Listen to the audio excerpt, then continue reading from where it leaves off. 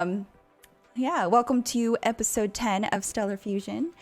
And we have our lovely guest, Ashley Reed. Hi, Ashley. Hello, how you doing? Good, how are you?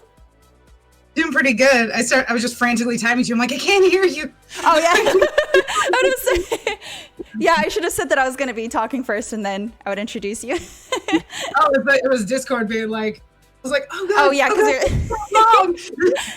Yeah, because we're having right? Discord issues before, but that's okay, because technology.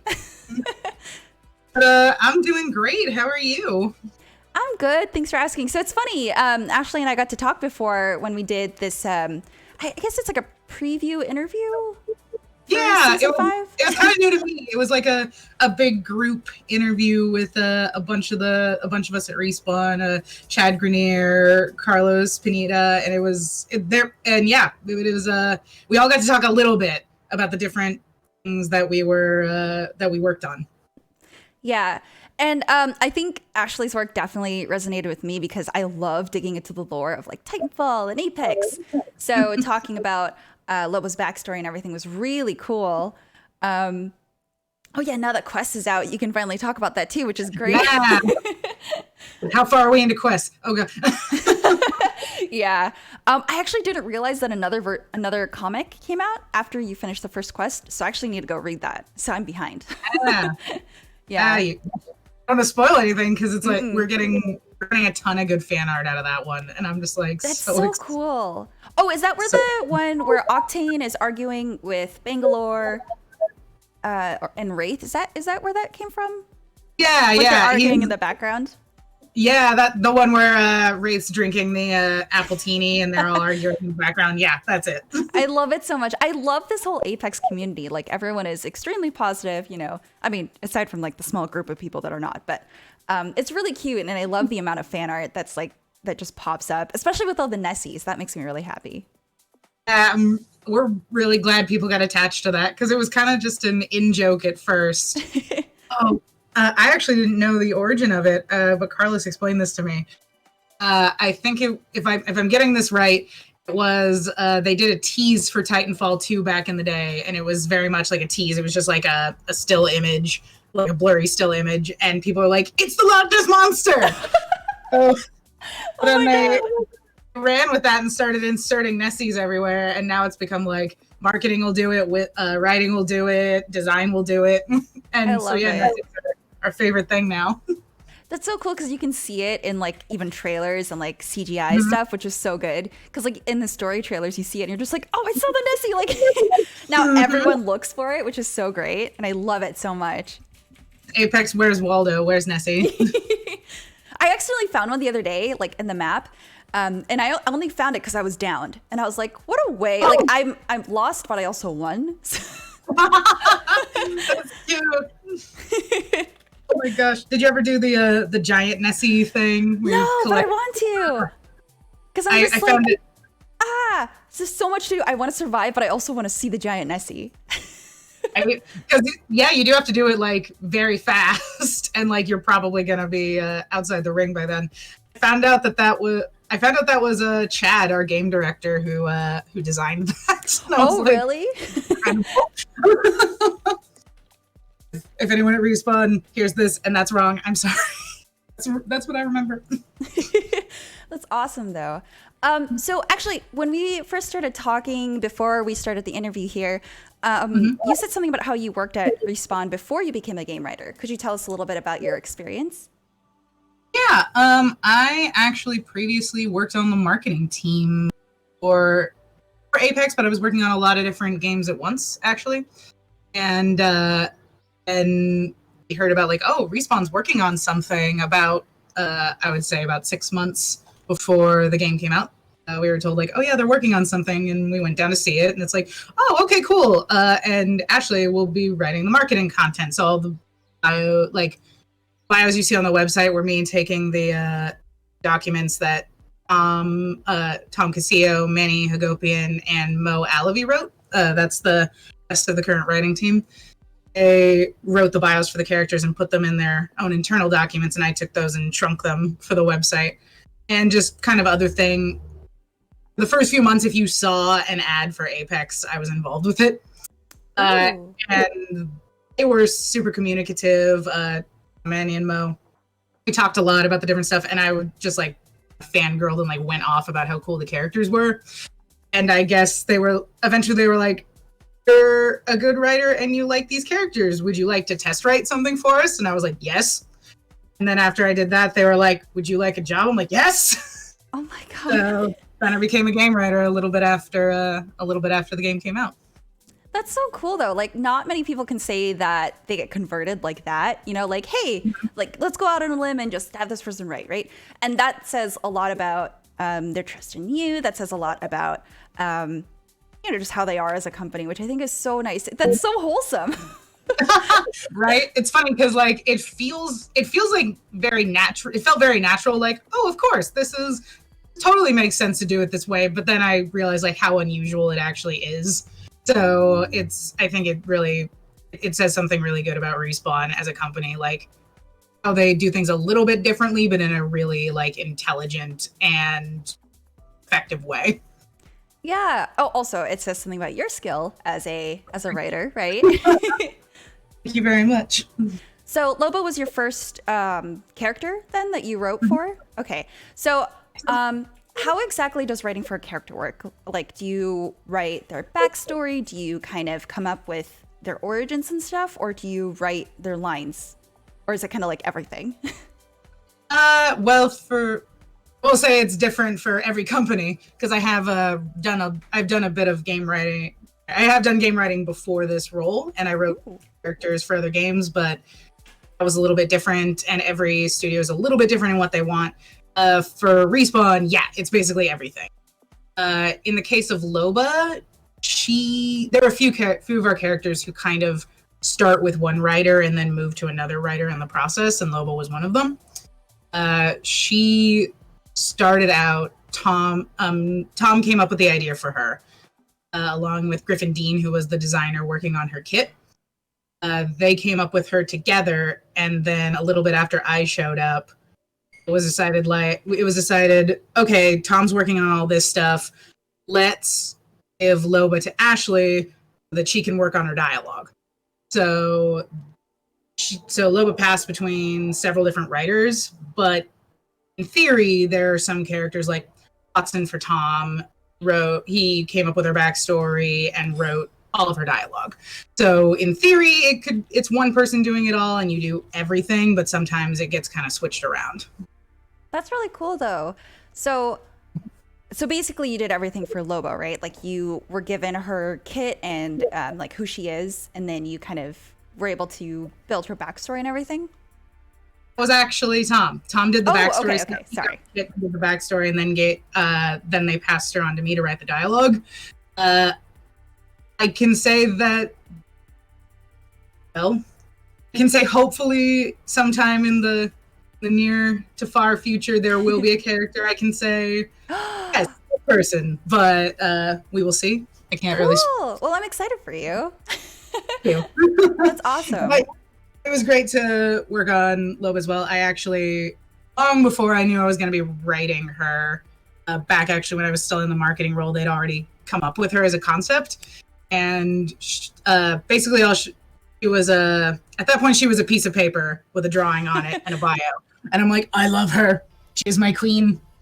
Yes. And then I think that was part of the reason why they were like, let's give Loba to Ashley to write the dialogue, because she already is in love with this character. So yeah, that's so cool. Because I remember so her line from the the trailer where she says you should smile more, I was like, she's a strong independent woman. I dig it. It's funny, that line was somewhat contentious because it was very it was a little bit scary to people, like, oh god, we're really going there, but all the women who heard it loved it. So we're like, no, we have to keep it. Yeah. So it turned out we were crossing our fingers. We're like, please understand what we're going for here. And it worked out really well. I thought it was a really powerful line because, like, it's not like what you wanted to deliver in so much more. You could just condense it into that one line. You're just like, oh, she's a badass character who doesn't take anything. Okay, cool. It was really good. And just like hearing that line and feeling like, oh my God, it like taps into so much. I mean, me as a woman, I feel that, fam. It taps into so much that you've experienced so quickly. I know for a hot minute I was nervous about it because we realized, because it's a finisher. It's in the trailer, but it's a finisher. And so it can be used against anyone, men or women. And I was like, oh, crap. Oh, no. Like, if it's used against women, that could come off differently. Oh, no, that's not our intention. But then we ultimately realized it was valuable. It said a lot of what we wanted to say. And we figured people would understand that was not the intention. And if it was said to a woman, it was not like, we are trying to keep you down. Like, no, that's not what it means. So, and thankfully that has been, that's what the response has been. Exactly that. So that's been awesome. Yeah, I think it's very sweet of you guys to be concerned about, the context with the finisher. Because I definitely didn't even think of that. I just saw it and I was like, oh, she's saying it to Revenant. Like, it's I felt like it was a very powerful line. I thought it was very relatable too. And I think that's why I immediately liked her. Just, I guess, as a woman too, I'm just like, I feel that. Yep. It's, what? Payback time. Exactly. And that was kind of our thought, where we're like, we have to keep it. They'll know, the same people who would maybe be like, ooh, that context, not so great. They're the ones who are going to love it in the context it's meant. So we're like, we got to do it. We got to do it. So. Because it's kind of like her taking matters into her own hands, which is really cool because she literally just threw herself into the games. So Exactly. But yeah, I gotta say, bless Drew Stauffer and his team. He's responsible for all our big CG trailers. And when he put that in the trailer, I was just like, you're an angel. It's incredible. I love it. So I think I saw on Twitter that you worked directly with Loba's voice actress, and would you like oversee her voice acting, like her lines and stuff? Like if you had it envisioned a certain way, would you ask her to repeat it, but with like a different style? Not me specifically. So what we typically do is we have our I'm gonna feel terrible because I'm gonna get his title wrong, but our lead sound designer, Eric Kraber, who's been with Respawn for many, many years. He and his team are incredible at their jobs. They're responsible for all the audio and voice work in Apex. So he will direct a session with he and his team will direct the session with the voice actor, and the writers will be there for context. So if a line is maybe unclear on the page, or we had a specific food we wanted for that line, we'll explain it. But for the most part, we don't do a lot of the like, oh, could you like maybe like bring up your voice a little bit? That's all Kraber. And Kraber, Josh, and Victor is that whole team. Or at least the ones that I'm gonna feel terrible because I'm gonna leave somebody out, but that's the team that we work with in the booth. And they're good about that kind of stuff, and they're masters of it. Like I'll be sitting there and I'm like, I feel like that's not quite like how I wanted it to be delivered, but I'm not sure. And then Kraber's like, oh, try it like this, and it's brilliant. That's awesome. So it seems like communication within the different teams are really strong if you guys know immediately what the other person wants. Or it's really just trusting. I think it's trust more, because it's not even necessarily they know exactly what I want, but they know what's good. And like you hear it and you're like, yes, that is perfect, because they're masters at their work. And then of course I don't want to leave out either the voice actors themselves. They play a huge part in how the character sounds in the end. I know it was funny walking into the booth with Frida when she first was coming to record Loba. I'm sitting there, I'm sweating. I'm like, oh my God, this makes sense. I'm a hack. They're going to see I'm a failure. Oh God. And then she starts reading the lines, and it's exactly what I envisioned. And I'm like, oh my God, how did you do that? And she's like, you wrote it down. I'm like, I love you. And that's incredible. And I know you said you had a thing with Johnny a little bit earlier. Both of them, and a ton, actually really all of our voice actors will write something, and then they give us feedback sometimes on those lines. Like, maybe I feel like this is especially when it's in a foreign language, they'll be like, I think maybe it'd sound better for you to like this, or maybe this would be more the mood. And we're like, yeah, give it a try. And a lot of the great lines from a lot of our characters come out of the voice actors having fun and trying different things out and like really nailing it in terms of what works for that character. That's so fun. It seems like I can't imagine the joy of like raising a character basically by writing them and then hearing them come to life in the VO booth, and then seeing them in like the finished trailer. There's like actual real life tears, just like, oh my god, I can't believe it, they're real. Even as you're writing them, like you're in your head, you can vision who they are. Like when everyone else can see who they are, that's crazy. It's really cool. Yeah, it's like when you try to describe a dream to a friend and they don't quite get it, but then you can finally be like, here, just watch this. Exactly. You're like, yes, this is what I meant all along. It really does take like a whole studio to do it. Like when I first started working on Loba, it blew my mind how many people not only were involved, but were essential. Like she would not have got out the door without like the work of dozens of people. So it's interesting when it's like talking to fans and they'll be like, oh, you created so and so, and it's like, yes. Yeah, it's like, yeah, I was just gonna use that phrase. Exactly. Nexus asks, who is Loba's blue-haired friend? So that's Jamie. That is a friend she met. She, after her parents were killed by Revenant, she was moved into the foster system, but then kind of just fell through the cracks and ended up just striking out on her own. So she's looking out for the little guy, as it were, who are also trying to just make it through life, defend themselves, not get ass kicked by a random gang in the streets. And knows what Jamie did to get himself in trouble, but she found him at just the right time to save him. And it just so happened that he's very good at doing research for her. So she decided she was gonna make a new friend out of that endeavor. So she's not completely just out for herself, which is nice. Not completely. She definitely, it helps that he has a useful skill, I will say. That's fair. If he didn't, then maybe they wouldn't be as good of friends, but maybe they would be. She's definitely, I'll definitely say she's closed off in terms of who she lets very close. Has Jamie actually broken through that? I don't know. I don't know if anyone has. Yeah. So, maybe something we'll see more of. Oh, Johnny's rating. They say they love you. Aw, thanks, Johnny.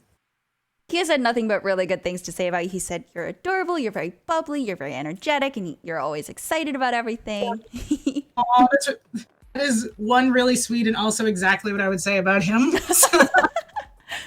I think one time, I think I got the biggest laugh out of him I ever got when he was apologizing because he'd delivered a line a certain way, and we're like, oh, maybe try it this way. And he's like, oh, I'm sorry about that.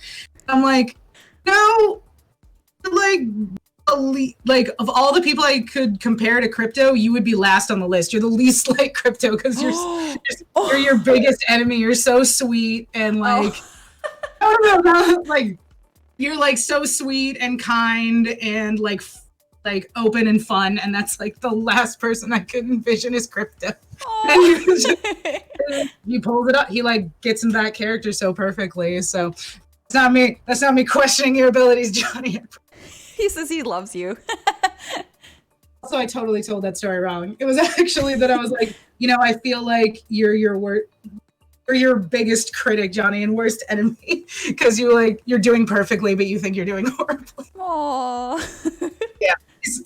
Thanks, Johnny. You're sweet. Aw, he says you're the best. Aw, thank you. Also, Nexus asks about Jamie. Do they have a brother-sister relationship, or is there something more? I think he wants some. I mean, I don't want don't want to sink anybody's ships. All I will say is she definitely trusts him in a way she probably doesn't trust a lot of other people. And that for what you will. Oh, speaking of ships, how do you feel about people shipping Revenant and Loba? Like, that is the most, for me, I'm just like, excuse me? Like, please don't. I mean, you know what? Have your fun. Do what you want. I'm not gonna step on anyone's dreams, but not one in particular. I'm like, please. That's unhealthy. I know. That's actually toxic. Because the way they talk to each other is so gross too. Because like he's extremely rude, right? Like I remember when he rezzed her, he's like, "Oh, I wish your parents were here to see this," and she's like, "Don't talk about them." He's like, "Didn't they teach you any manners?" And I'm like, "Oh, you're about to like, can you turn friendly fire on?" Like, yeah, that's and that was one of the things that we absolutely wanted to do when these characters came out, because connection between them was kind of a late game thing. As we were working on the development, we were like, oh my god, actually this makes perfect sense. And because a lot of from her story lined up with his story, and we're like, let's do this makes sense. And then we were like, then they can't be like nice to each other in the game. That makes no sense. yeah. So that was actually what led to the development of the additional system that we're doing. Basically the banter that's in the game that's unique to the different characters. I think I started talking about this on the IGN interview that we had, but it wasn't quite out yet. So we're like, mum's the word. Yeah. That's the unique banter between certain characters. Like a lot of people have spotted the banter between Octane and Lifeline, Crypto and Mirage, and a few others. So that whole system was predicated on Loba and Revenant cannot be nice to each other, but Loba's super nice to everyone else. So what do we do? And you know, difficulties breed innovation. So we have this cool new system that we're getting to do a lot of neat stuff with. I think it's so fun because like you don't expect it sometimes, and you hear it, and you're just like, "Oh, what did I say? I'm sorry, did I say that?" I think the Mirage Crypto ones are my favorite because they kind of, I want to say they come out of nowhere, but like Mirage will say something totally normal, and then he'll just bust into like an insult to Crypto. And it's like, so funny.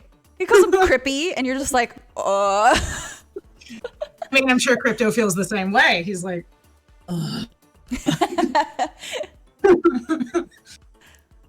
Some old man.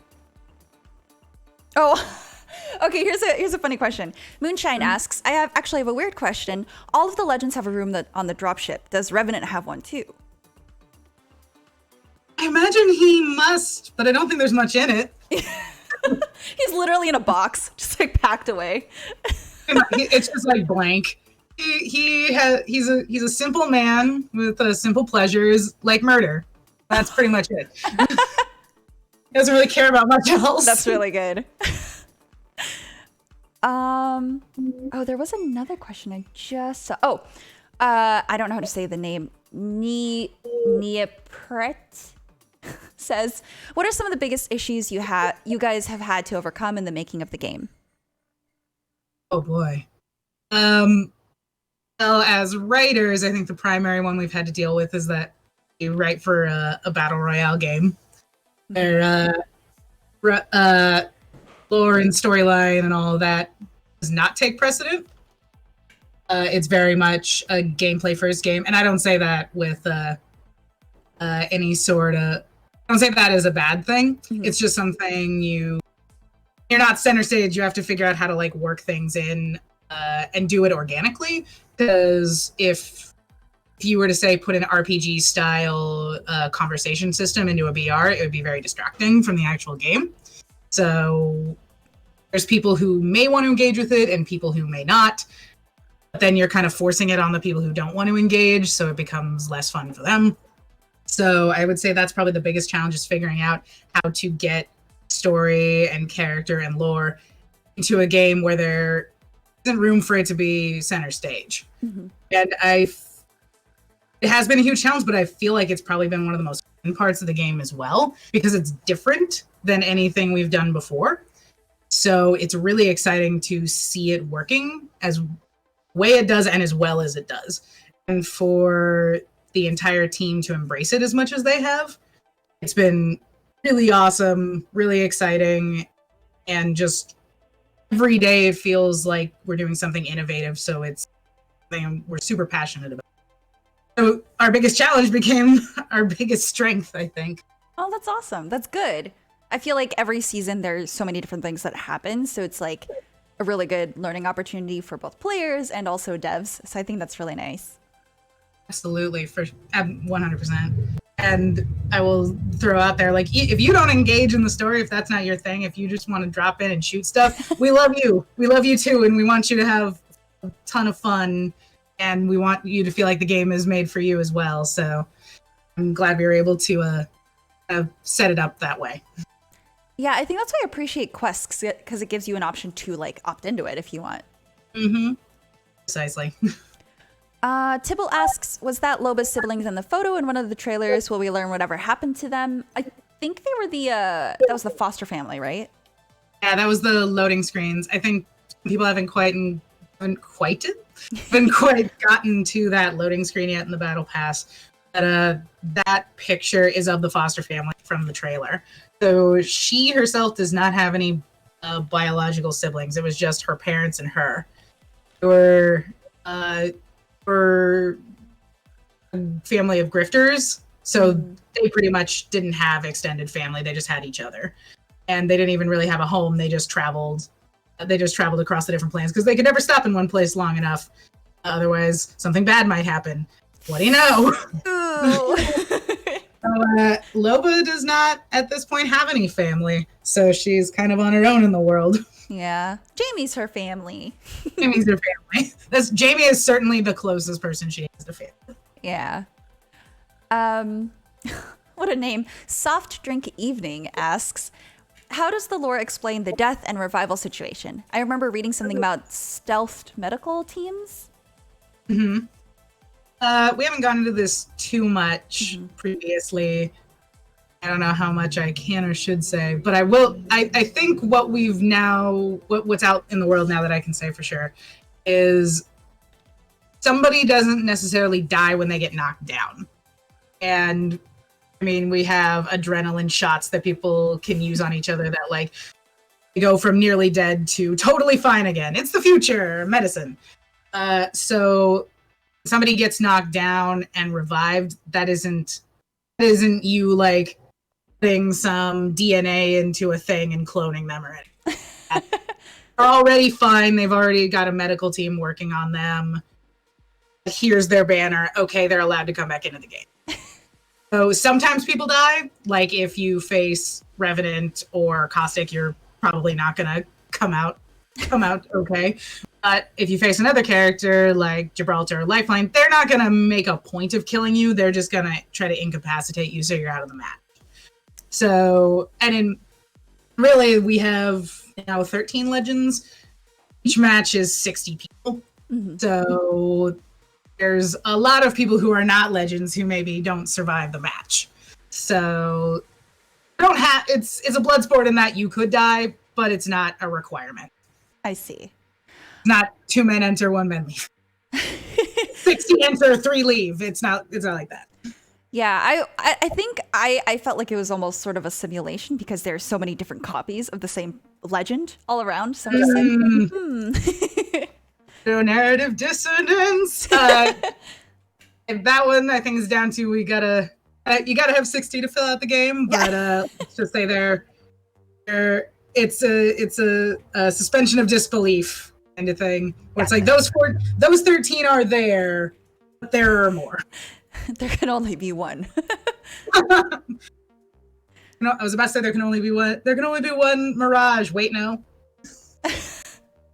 I love his voice line so much. Now this season where he like sends out one of his clones and he's like, sending out another me. Oh, he's kind of handsome. He's just like hitting on himself. Oh, good. So I can't remember if that was Manny or Tom this season, but it's top notch. June asks, Are there any plans to have an asexual legend, or is one of the current legends already ace?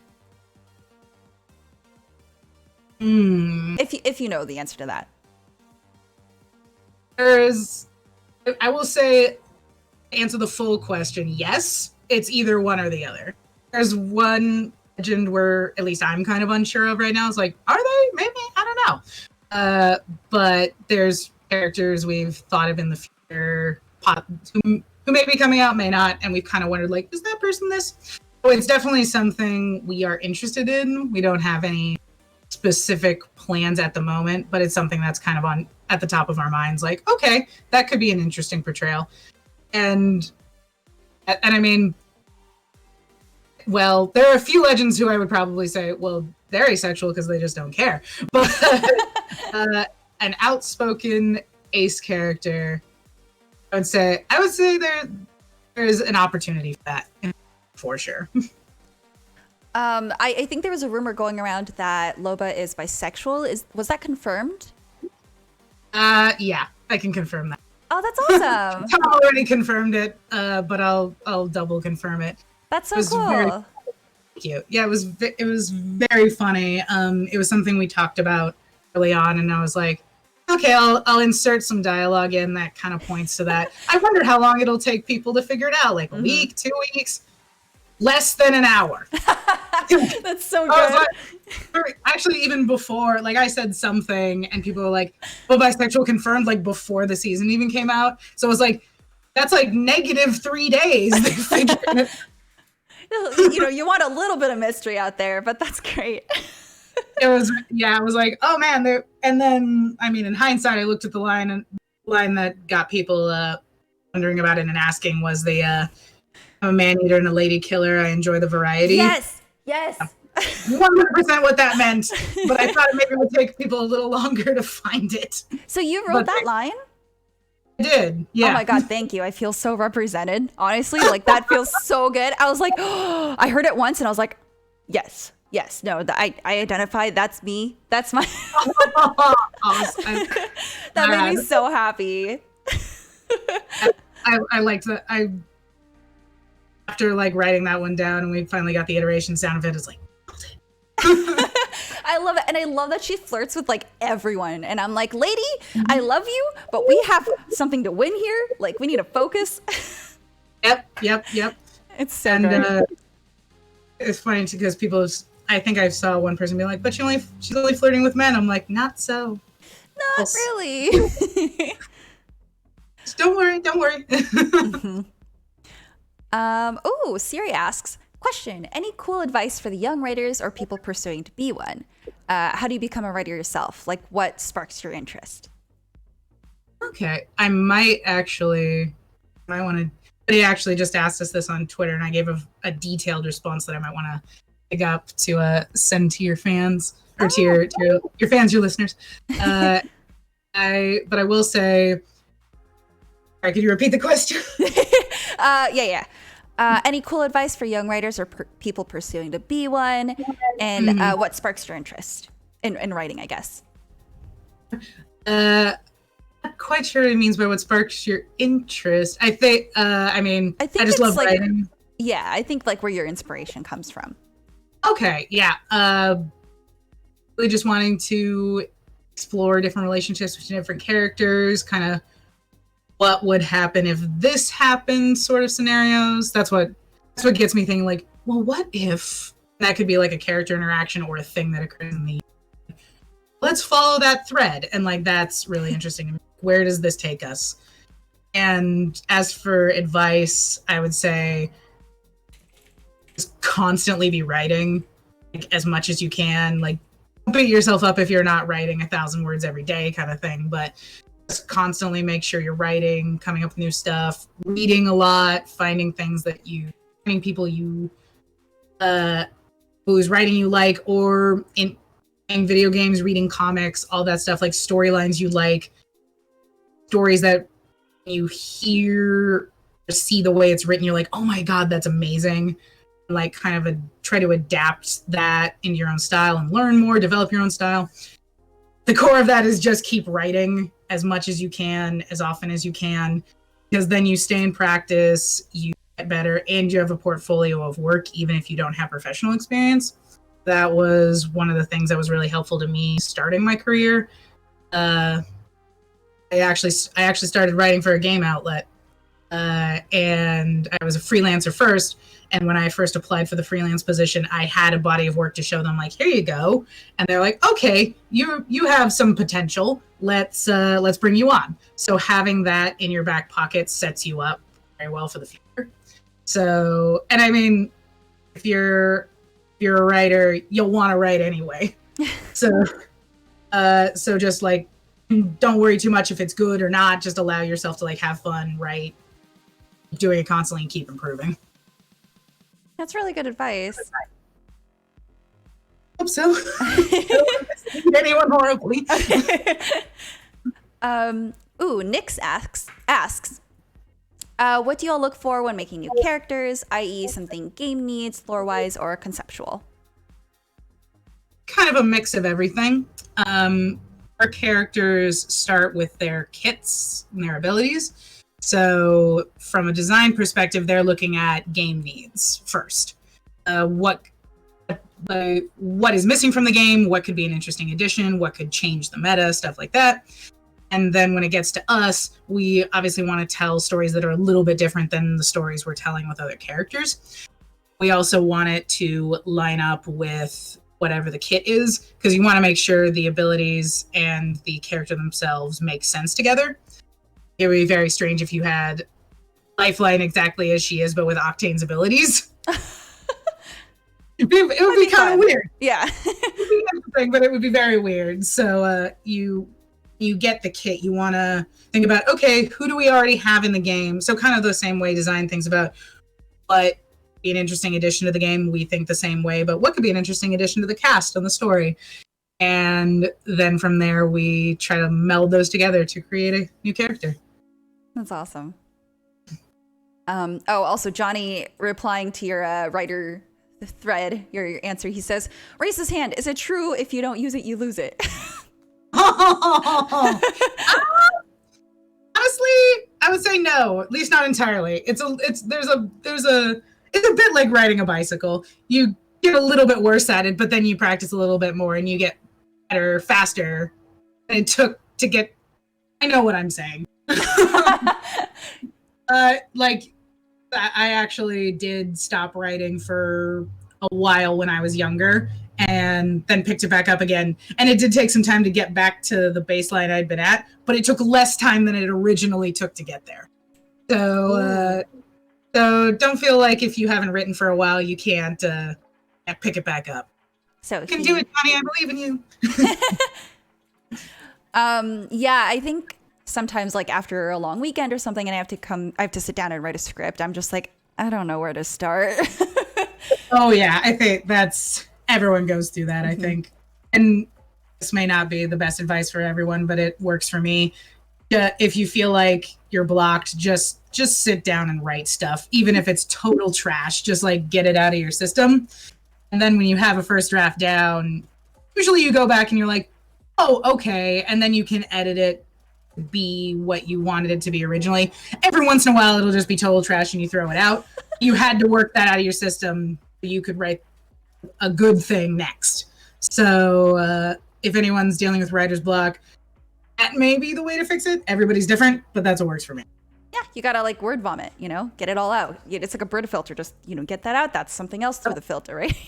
Exactly. Power through as hard as you can. Then you can start being eloquent. And yes, then you can be like, this is how it's always been. Okay, Kimchi asks a really good, I'm actually very interested in this answer. This may be a weird question, but I'm just curious. Have you come across any Apex fan fictions? I will say, as a rule, I don't read fan fictions. Not because I love that they're being written. I totally encourage people to write them, but just for professional reasons. Because there's always that chance that whoever's writing the fanfic is really tapped into what we have planned. They write something that we already kind of had in the works, and then they might think, oh, she stole that from my story, which no, I didn't. So it's it's kind of better to like kind of shield yourself from that. Like, no, I don't read fanfic, so there's no way I could have seen that. You're just very smart. But I definitely encourage people to write fanfic.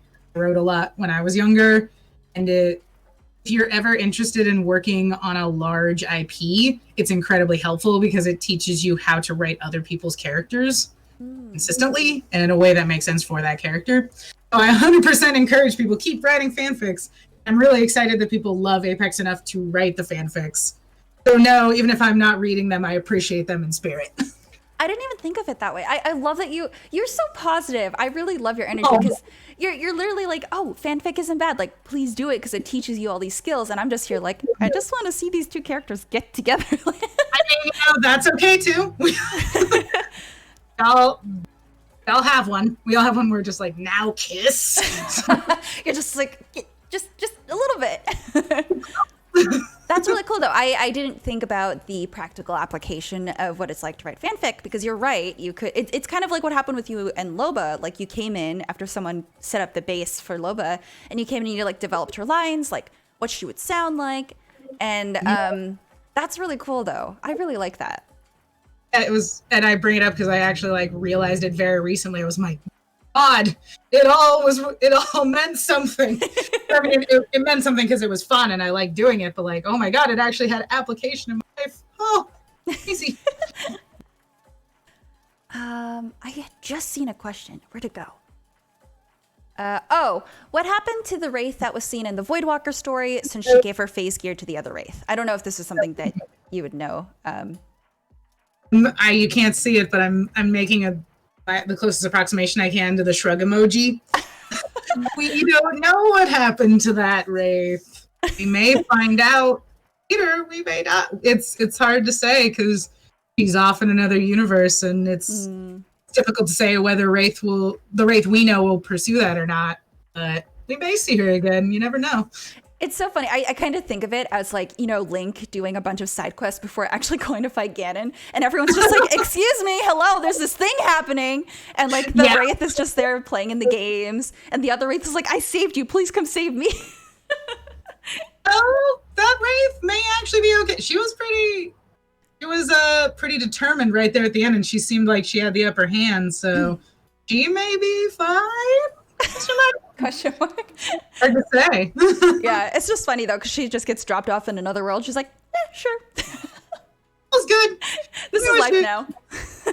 You know what she was in for, and I mean, if in fact she turned out okay in the end, she still has her reality warping abilities. So true. She may be off somewhere completely different. Who knows? Maybe we'll hear from her. She's on a beach in Hawaii. Exactly. She's just like, well, I did that, and that was really all I wanted to do, so I can retire now. Someone did ask, so is it true that Bangalore doesn't like Loba because someone was like, why are they on a loading screen together if they don't like each other? It is true they don't like each other currently. Or whatever. I don't know. They are not. She is not a fan of Loba currently, because Loba represents something that Bangalore is not a huge fan of. That she feels like Loba doesn't have to put in real effort to get what she wants, whereas Bangalore herself had to put in a lot of effort to get to where she is. So she's like, this is I hate this kind of person. So she, even before she met Loba, that Loba was the kind of person she didn't particularly like. So now that she's dealing with Loba, it doesn't like her. But, I like, they're very opposite, I guess. Absolutely. But who knows what the future holds? Oh God, I can already see the ships happening. Oh man, that started instantly. Like as soon as they were together on the loading screen, it was like, oh yeah, Just like, what's going on here? Standing next to each other. Moonshine asks, what does Watson think about Revenant? Because I don't think they have any voice lines. I personally haven't heard any, so I'm curious about this too. Yeah, she doesn't right now. I think she I think she tries to think about Revenant as little as possible. Because she definitely has a sunny disposition and outlook on life. Mm-hmm. Maybe a bit naive, but tries to see the best in everybody and everything. So somebody who's that awful kind of counteracts her vision of the world. So I think you might learn a bit more about how she feels about him specifically later, but I think at this point, where she is right now is just kind of, I'm not going to pay attention to that. Yeah, you're just kind of like, you know what? Just throw it to the subconscious. It's fine. Don't worry about it. Like, I love that Mirage just outright says how he feels about Revenant. He's like, please don't eat me. Oh yeah, Mirage is terrified of Revenant. That voice line is so funny. I forget what it is. I think when he reses him and he's like, thank you, please don't eat me. Like, it's just a really quiet, tiny voice, like, please. My favorite is the like, oh you, I love our banter. I forgot about that one. Oh my god, Roger nailed that line. He really brings to life the character of Mirage. Like, I just see him as Mirage. Absolute. It's very funny. I wrote some Mirage lines for the Mirage Voyage in December. Some of the greetings and stuff that went out to different people. One of them went out to the Mirage Mains Reddit, and I'm like, ooh, I finally get to see it in action. And I went and looked. I'm like, I get to see the stuff I wrote in action. And then I listened to it, and I just like threw my notebook in the air and left because I'm like, that's all Roger. Roger did all of that. Amazing because of Roger, I did nothing. Oh, it's a team effort. All of our voice actors are amazing, and that's the kind of thing they do, adding so much to the character that like you can write some stuff down, but it wouldn't be the same without. Yeah. So Jazz asks, was Loba's jump drive stolen from somewhere, like the bracelet? Was, and I don't want to get into that too much because I think that'll come up again later. But yes, she stole it from a very high security establishment. So it's not just the jump drive. That's not the only reason she's able to do what she does. She's a very skilled thief. It certainly makes things easier. Mm-hmm. IMC might have been. Let's see. June asks, Loba knows everything about everyone else, so does she know Crypto's backstory? I feel like she may know a little about Crypto, but he's very good at covering his tracks. So that's fair. So if there's anyone she doesn't know about, it's probably him, which I'm pretty sure means she wants to know even more. She's probably pursuing Crypto in particular a little bit. I mean, obviously pursuing Revenant in particular, but doesn't like not knowing people. She doesn't like surprises. So right. I think she probably has Jamie digging a little bit on Crypto. I really like that she wants what she can't have, so that probably also like adds to it. Exactly. She wants to have the biggest and best and the most unique and what everyone else does. And no one else has Crypto's backstory except Crypto. Do you think that Jamie knows Crypto just because they're both pretty good hackers? I could see them knowing of each other. Like, he probably recognizes Crypto's signature. And Crypto probably knows exactly who Jamie is. Mm-hmm. But I imagine he's like, oh yeah, that guy. I don't think he could track it down to like, that's Tai Jun Park. I mean, what? Okay, that's pretty cool. Actually, so this is a question for me, or I guess maybe more discussion, because I know you probably can't talk about it. But so from early on, I mean, in Wraiths, short animation, like you saw Crypto's hacking thing pop up. So that means this previous Wraith from a different dimension had contacted Crypto and had his help in breaking into Sing Labs. So do we will this come back? Because that's pretty crazy to think about, because that's not the same Wraith that's in our dimension now. Mm-hmm. So it's like, and I mean, sorry, go ahead. Oh no, I was just gonna say. So it's like, how does this whole thing, like, it's a bowl of tangled spaghetti. Like, how is this all gonna unravel? Mm-hmm. Well, that Wraith, I even call her the helmeted Wraith. That Wraith Wraith? I don't know. That Wraith is the Wraith from this universe. So they kind of just traded places. So Crypto, at least, is aware of Wraith the way that Wraith is not aware of Crypto. So that may come back. Like, he knows her, but she doesn't know him. Right. So that may be coming back again. We may be addressing that in the future. It's definitely something we're like, yeah, that's sure a thing. That's sure an imbalance. Yeah. Favor, whatever the favor may be. Will all of these like mysteries that you guys have left behind in these little bits and pieces and animated shorts, will all these be answered slowly? Because I love story, and I like open-ended stuff. Really, I'm just like, no, please, I need to know how this ends. So do you think that these will be answered, or at least like played out? That's sure the hope. There's always because there's always the best played man. Best laid plans of mice and men. There's always those sort of situations, especially when you're working in game development, when things can change day to day, moment to moment, and the needs of the game can change. The hope is we do go back, and at least if there are huge questions left over, we definitely want to answer those. Too, there may be a few situations where it's like, I wonder what happened with that character, that we may leave up to the imagination. It's always possible, but there are definitely mysteries where we're like, oh man, don't worry, we're gonna talk about that. So this Jazz brings up a good question, kind of connected to this, which I'm also curious about.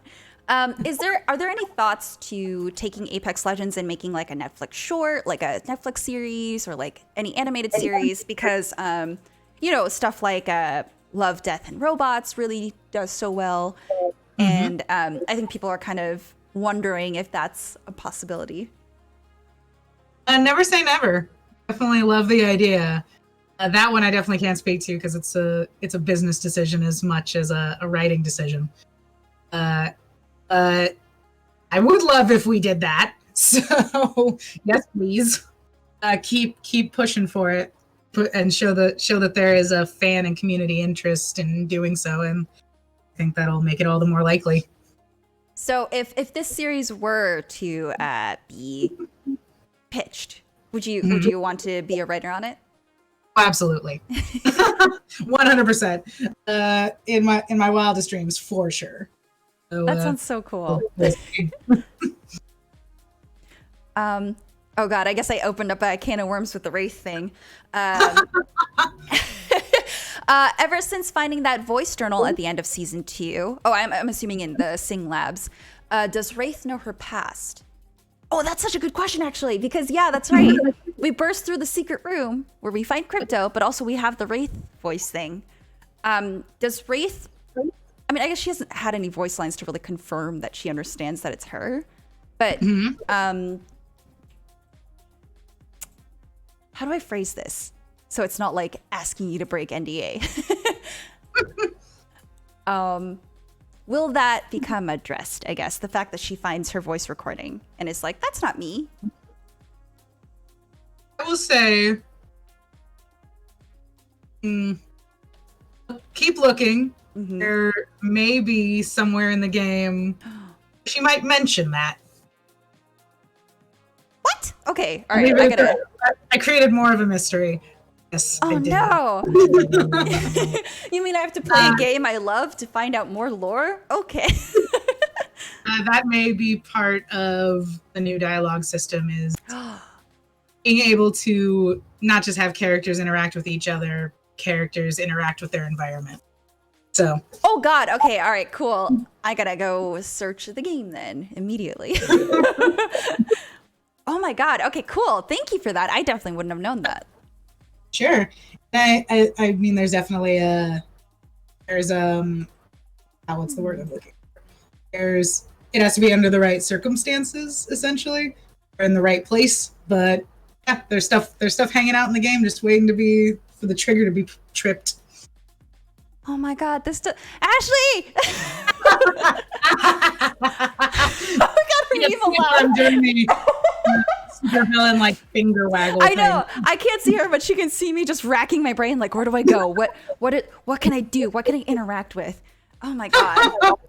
Because like I just found that secret bunker that's close to the skull, and I'm just like, what else? What else is there? What else indeed? Oh my god, I can barely survive after I drop in the game. Now I have to. Now you expect me to go in there and like find all this stuff? Just run around. Just run around. You run around as? Where do you run around? Who knows? Oh, someone really wants to know if Octane is friends with Revenant.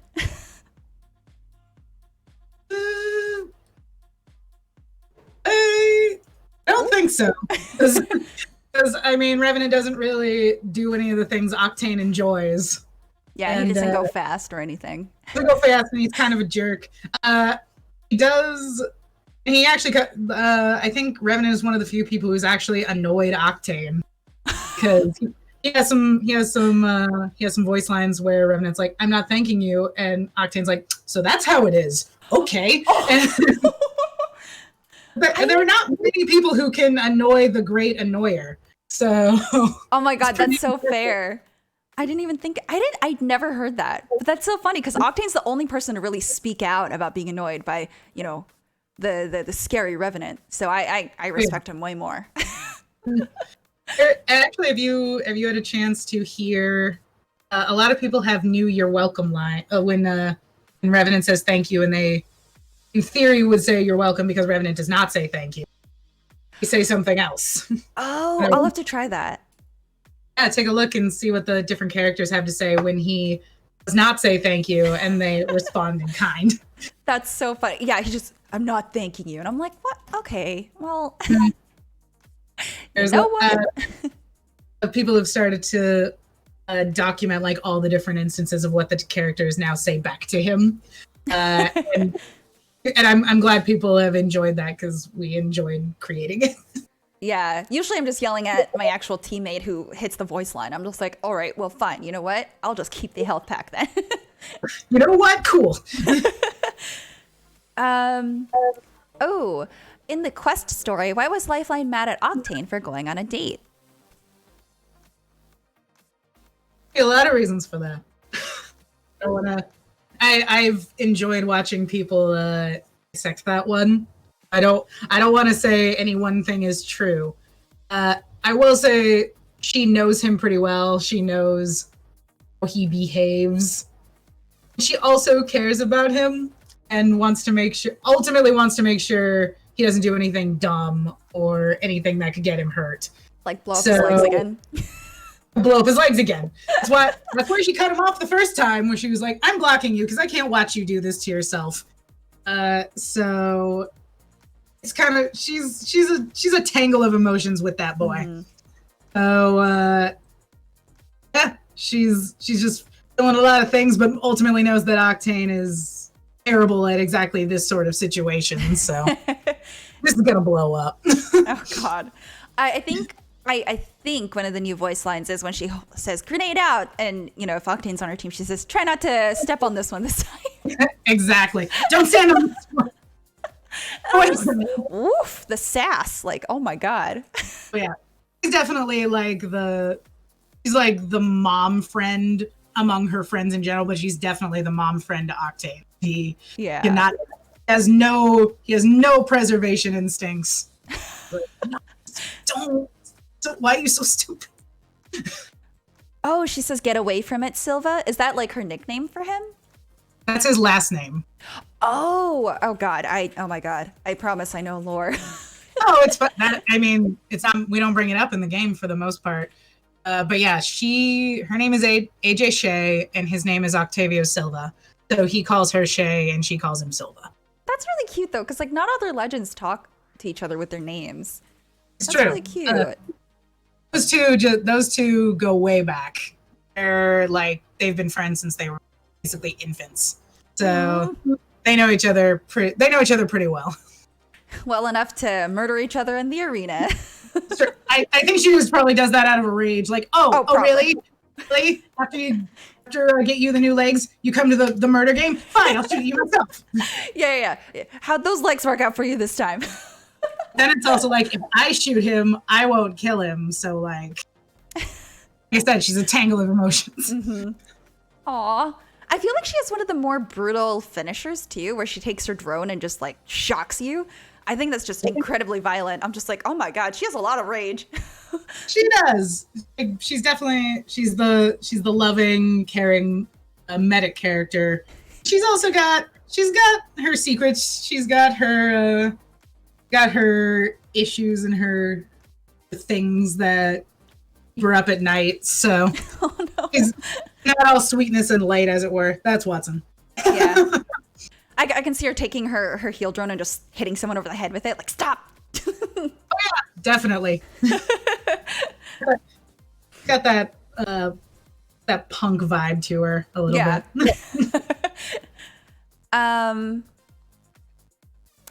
Oh, okay. So I got two. I think we have time for two more questions.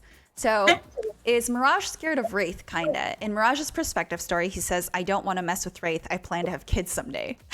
I mean, of all legends out there, Wraith is probably lowest. Like, he's probably the least scared of Wraith. Oh, that's a.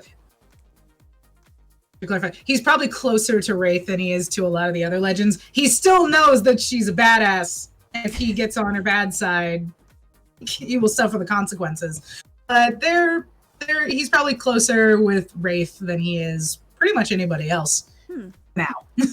Oh, even Crypto? Crypto's his enemy. He hates he hates Crypto. Obviously. But they have such a bromance going on. Oh my goodness. Oh yeah, The drama. but God, they just hate each other. They could never possibly become friends. Ever. Ever. I love the line where he's like, "Oh, they're after you, Crypto." Just kidding. Just messing with him. So mean. Crypto's like, what the? That's actually extremely cruel.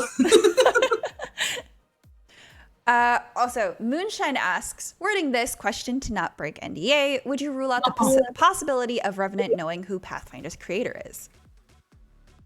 I can neither confirm nor deny.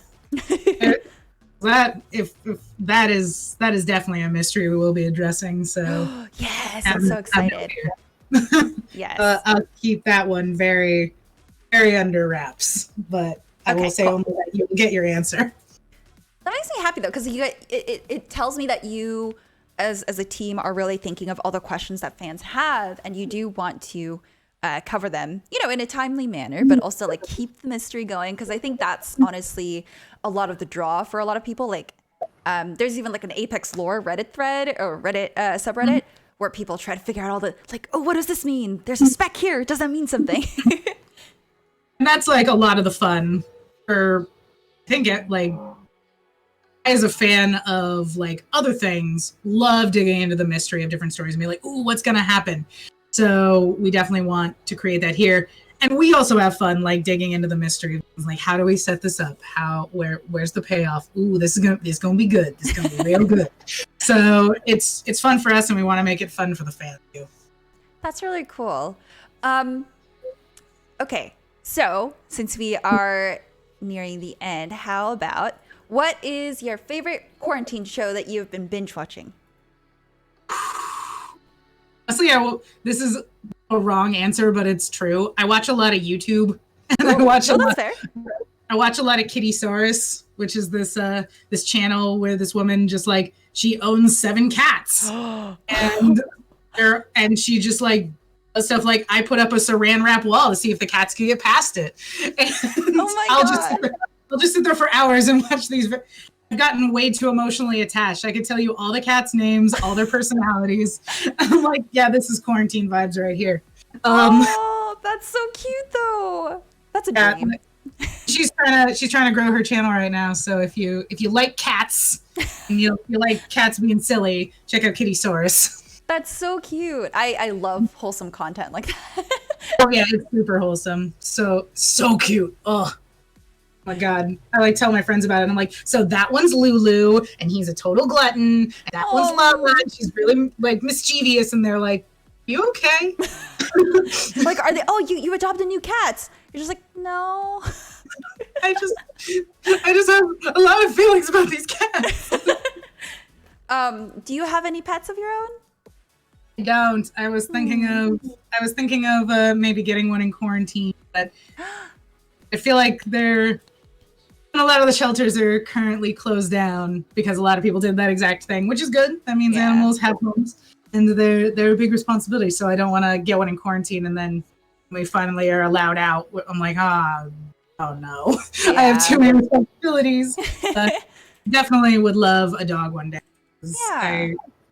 Dogs, they're so good. Do you play Animal Crossing? I don't. I'm missing the boat on that one. I'm sorry to say. No, it's okay. Because Tibble was like, "What are your turnip prices?" I know. I'm sorry. But I appreciate that everybody loves it so much. I'm glad that there's something that people are really enjoying. Apparently, I'm trying to my single player obsession. Animal Crossing is not actually single player, but like my I need to sit down and chill obsession. I'm playing a lot of the Assassin's Creed games. I'm still working on Origins. There's so much. It's so big. And I'm kind of like halfway through Odyssey, so I need to finish that too. I'm like, I'm gonna try to do it before Valhalla, but oh god, a there's lot so of much. games. Yeah. I don't know if that's gonna be possible. Yeah. Like I hear those games, I want to try to play them, but I'm like, I got sidetracked so much in Skyrim. I was like, I can't even finish this. I can't even do the story right. That's pretty much the story of Assassin's Creed. It's just so much to do. Yeah. They put out one a year because it takes all year to play it. So like you go through the whole seasons, you go through all of them. You're just like, you know what? This is my life now. Exactly. But I've always been a big fan of Assassin's Creed, so I'm like, I have to do it. I gotta get through them. Okay, so I was gonna ask what your quarantine game is, and I guess it's Assassin's Creed. Assassin's Creed, and of course it's Apex. Yes. I play a ton of Apex because I just love it. I think it's a ton of fun. Do you play it on PS4? Do. Okay. I'm a console plebeian for sure forever. No, you're fine. Life. Unfortunately, I have it on Xbox and PC. I know Johnny's sad too, because otherwise we would play. Yep, I mean, I may get it on Xbox in the near future. I will for sure let y'all know if that's the case. Yes, please. Oh, okay. So the best place for people to follow you and be caught up on all the news about Ashley is your Twitter, right? Yes, for sure. Okay. It is the ultimate place. Okay. And the name is, I'm posting it in chat, but it's Ash Smash Reed. That's correct. Yes. When I first looked at that, it was like a jumble on my brain. I was like, I was trying to come up with every combination and where I could get Ash Reed into a Twitter username. And it may shock you to find out there are not many available. Really? There are so many Ash Reeds of some variety. So I found one. I finally got one. It's kind of funny.